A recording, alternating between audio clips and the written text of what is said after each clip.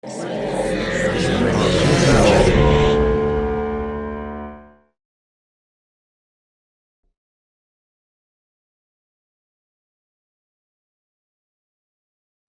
that the water here on the inboard side, the clear water is cooler.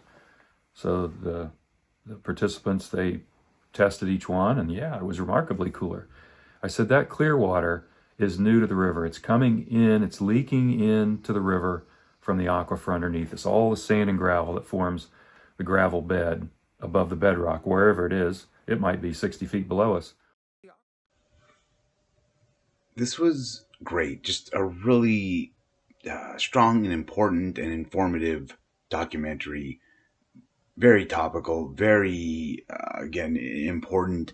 Um, it was really laid out really well the way we get to hear from these different people in Dayton and how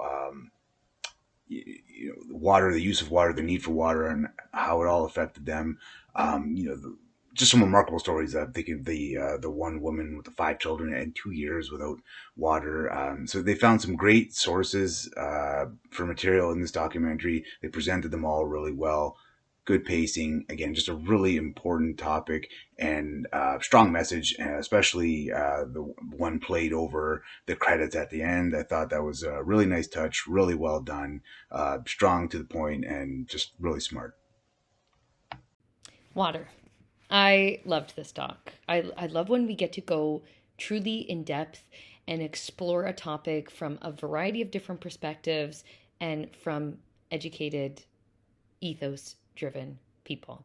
Learning about an aquifer, I never have really heard of that term before. So this was really informative from not only a local scale, but then a global scale, just tactical solutions of how we can look after our environment and benefit it.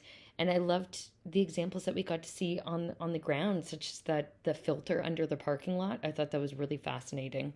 And I appreciated the variety of subjects, from people talking about how this affects them in daily life, to future planning, to engineering, to broader environmental and global scale. I think it was a really important doc, even just the question of what would you do if you didn't have water for a certain number of days? And that shock registered on people's faces was a similar experience to me. And I think having the practical aspects makes a topic connect to an audience. And we sometimes are narcissistic as human beings. So you have to get us driven by the pathos and that emotional tie to a topic. And I thought this was really brilliantly edited, great flow to it, and a really clear call to action and aim. This was a fascinating documentary about the way Ohio, this part of Ohio gets their water, but I think this is something that goes, all over the world. There are many other places in America, in other countries that go through this kind of process. And it's fascinating to learn where water comes from and to think how much we need it. We think most people think that we just need to drink or to clean, but we need it to countless activities. We need basically we need it for everything we do every day, and that's fascinating to learn. And it's equally as fascinating to know how we get this water, how it gets treatment, and and the way many of the things we do contaminate and pollute water. That's that's that was a little frightening. We I don't think people are.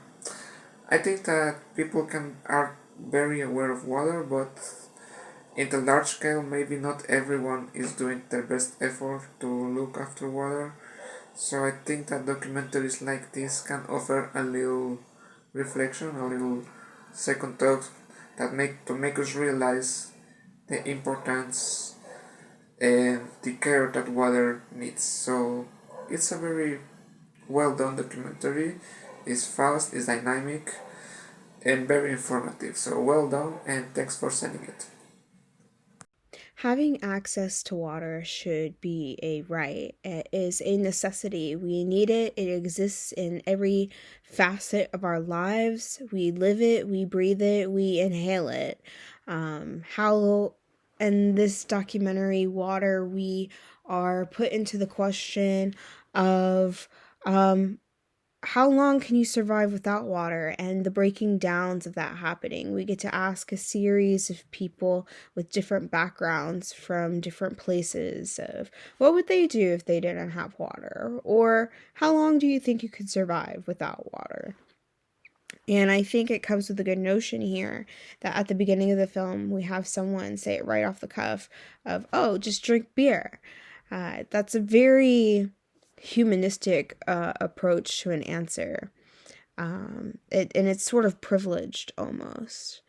So when we have it come into terms where, yes, your body starts breaking down after 3 to 4 days without water.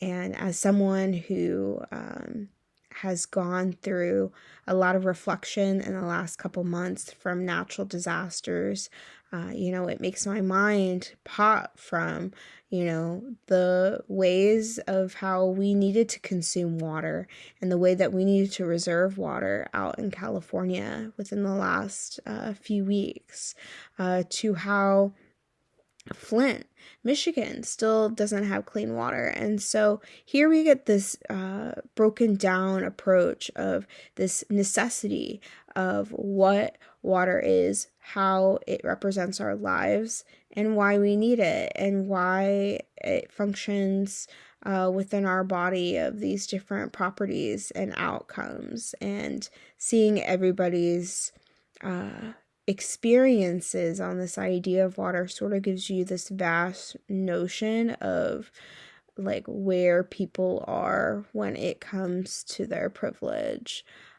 Having this instance occur where I am in the world, it gives me a wider conscious of water and how not to waste it. Spending less time in the shower, drinking spring water as opposed to tap. But also, they go into a lot of the different ways to consume water. And I think that's what's interesting. For something that we consume with on a regular daily basis, we are still met with such a broad highlight of how people view something that everybody needs.